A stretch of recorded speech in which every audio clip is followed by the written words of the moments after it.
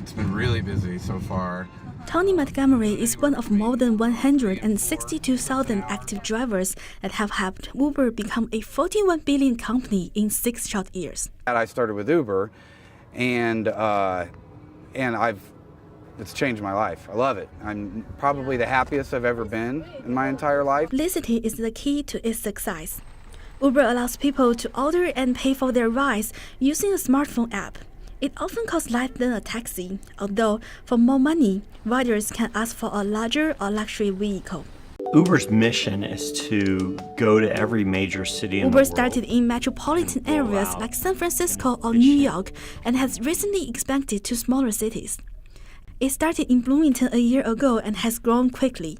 Montgomery says college towns make ideal markets. Especially at a school like IU, I mean, close to 40,000 students. I would say, I honestly don't know how many of them have cars, but I imagine a lot of them don't. So the convenience factor of it is really the biggest part. Not everyone is thrilled with the company's popularity. Some Uber opponents question the safety of its screening process. Uber's screening policies were attacked last December after an alleged rape of a passenger by an Uber driver in the Boston area. The company says that driver passed a background check. Uber says its driver screening looks back 7 years through criminal databases, courthouse records, sex offender registries, social security trace, and motor vehicle records.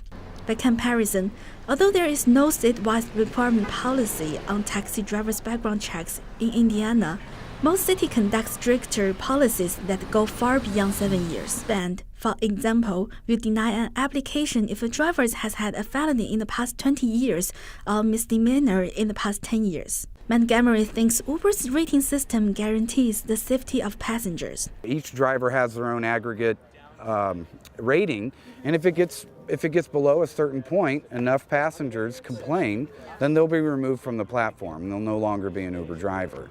Legislators are also looking into Uber's insurance issues. It's unclear when does an Uber car covered by driver's private insurance and when is the car under the insurance maintained by the companies. Representative Matt Lehman hopes the House Bill 1278 that he authored will address that question. He said that bill would make Indiana the first state to set a guideline for these new companies, which the bill defines as transportation network companies. This is an emerging industry that has just been around for the last several years. And what was happening is we were seeing this industry grow. So that's what brought about the genesis of 1278, which is to make sure that we bridge any gap between your personal vehicle, which is what these Uber drivers use, that policy and the policies that are provided by the TNCs, and try to make sure that gap is bridged. Montgomery said those regulations would not bother him. I think if the government wants to regulate it exactly like the taxi service, that's fine. I'll still make the money and I'll still beat every taxi out there. So will Uber's smartphone app convenience eventually beat out taxi companies? Stephanie Johnson, the general manager of Rideshare Taxi, says no. For us personally, it has had a slight impact on us, but overall, we're doing very okay. She believes in the importance of real interaction. And it was collected by our previous neighbor. You can come speak with us. Anyone in the community can come speak with us at certain times during the hours and speak with our office. So if you have a complaint, if you have a question, or if you need to make a reservation, we're available.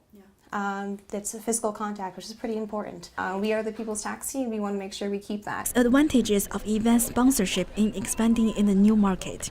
To raise its brand's recognition among students, Uber launched Ride for Education during the Little 500 race. For any user that takes Uber this week, they do have that $5 option to donate to the Little 500 Scholarship Fund. Indiana University Student Foundation has pushed Uber to remind Little 500 partiers that they shouldn't get behind the wheel. We are doing a lot of advertising for them in terms of free rides and safe rides. We can use Uber and encourage people to take Uber as a safe alternative to drinking and driving. Till now, many Hoosiers have responded well to Uber's expansion, but Montgomery might be the most optimistic one. I'm pretty sure this is the United States, and that's the way the world works. That's the way America works. something bigger and better comes along, it takes we move competition to the side. And that's just what Uber and ride-sharing services are doing. We're proving to the United States and to the world that there is an easier and more efficient way to do it. And it's all about our cell phones. That's what it's all about.